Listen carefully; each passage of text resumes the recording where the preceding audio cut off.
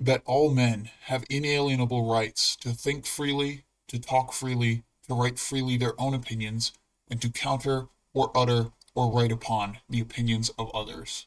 This is from the Creed of the Church of Scientology. We had one public guy was a pro football player at one time. He was pro or college pro or whatever. He was big. And his dad came in and we regged him for 36 grand and he took it out of his savings. And I might have mentioned this one before, but that's the one I really felt bad about because we didn't do nothing for this guy. We didn't help him. He like came and I think gave us money because his son wanted him to do it. And that was like it. And it was like, I don't know. That one sucked. Getting him to 36 grand. He wrote a check for it. $36,000. When I sat in an office with David Sonnenfeld, guy I mentioned before, talked this guy into writing us a check because we could help him. All right. He writes a check and we all got paid. It was awesome. I remember it was right before Thursday, Thursday before two, and it was just like, oh, deadline, and like, are we getting paid or not getting paid? So you got like 65 people counting on you to get paid. You're like, okay, I'll say whatever. We'll help you. Sure, we'll make sure they take special care of you. I'm in qual. No, I know. Just the whole. Oh, it's a sad life. It was a sad life too. And then we never got any money. It all went somewhere else. Which I just spent 36 grand with 65 people. That's like two. That's a paycheck. Nope.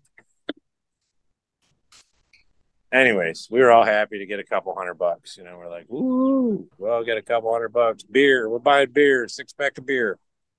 All right. Living large. But luckily, I had my shop money coming in, or I would have starved to death. I mean, I had like it was only 1,000 a month, but it was like I could keep a place to live and the lights on, pretty much, and then a little food for $1,000 back then. Been curious, ever since I first heard about them. What does a staff meeting consist of?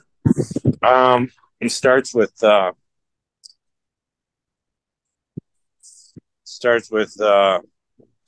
think it starts with flaps and handlings. Start the meeting.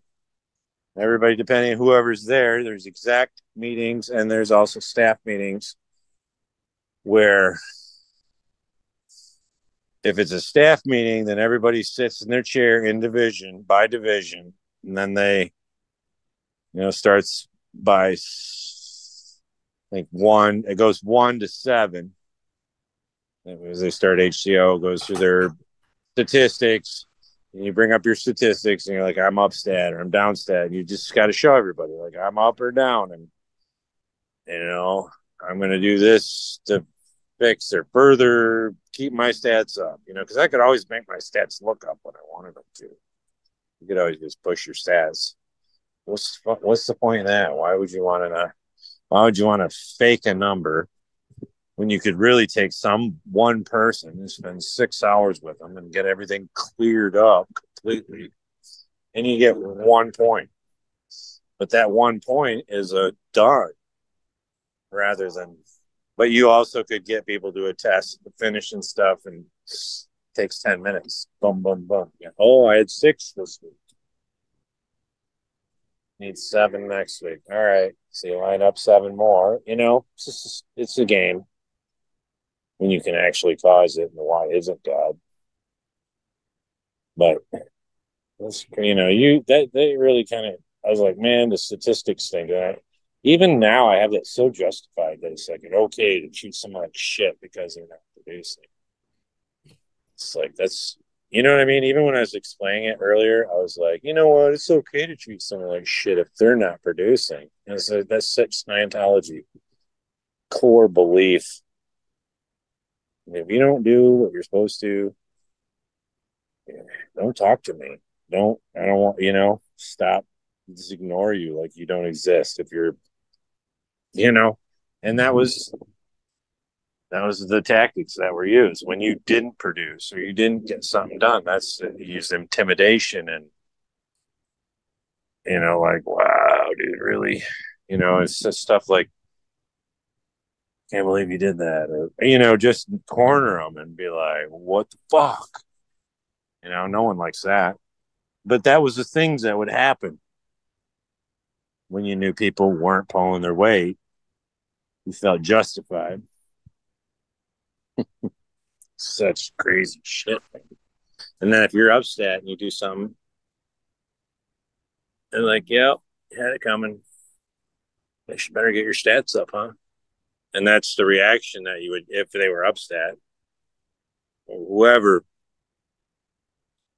was up, you know what I mean? Whoever was the more upset person with their stats been up the longest would be the winner, basically. That would be ethics protection. You asked me that earlier. I guess I kind of finished that answer. So Whatever, I can edit that in. yeah, if you want to, if not that, but that's pretty much it. There's a lot of stuff. I do enjoy talking about this stuff. It's kind of like sometimes it's like, ooh, brings it back where you're like, wow, was it really that bad? Even now, even today, 15 years later, I still look back on it and I'm like, well, was it really that bad? And I talk about it a little bit and I go back in that room, where she's got the door covered and you're not getting out. You're just going to sit. Just going to fucking sit there. Listen to me bitch at you for 5 minutes. And you can go in lower conditions and you got to, don't go home tonight. Don't plan on any free time. Just total intimidation. Yeah, it was that bad. 15 years later, it's still that bad. It's still like, I can't imagine like Mike Rinder and all the people going getting beat up, the fists and what the kind of stress level you'd be under. And you got to go to those meetings. You just do. It's just your life. You get up, you go in, you go to muster, da da da. You get your shit together at 9 o'clock, EC meeting and set council. And where are we at? Those are the worst because you knew when you woke up, you're fucked. You're like, oh, I know where it is tonight. It's not there. It didn't just happen while I was sleeping. So you got to go in and you got to be pushy because you're getting shit crammed down your throat. So you're just shitting on the people below you. And it was, I did not feel good about things I did to people when I was in there. Some nothing criminal, but I mean, it's like, some stuff is like decent human beings didn't do that. You know what I mean?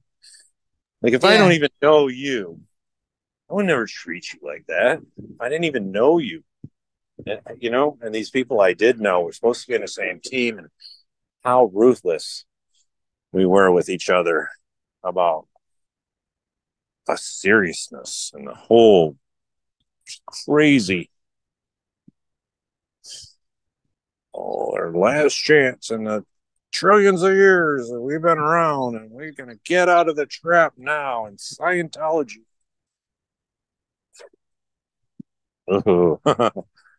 I'll tell you, it was a great dream. It was so believable. When I believed it, it was so believable. It was like, oh, this is perfect. Oh, it's going to work. It's wonderful. And then you get out in the real world, like, well, this doesn't work as good as I thought it was going to.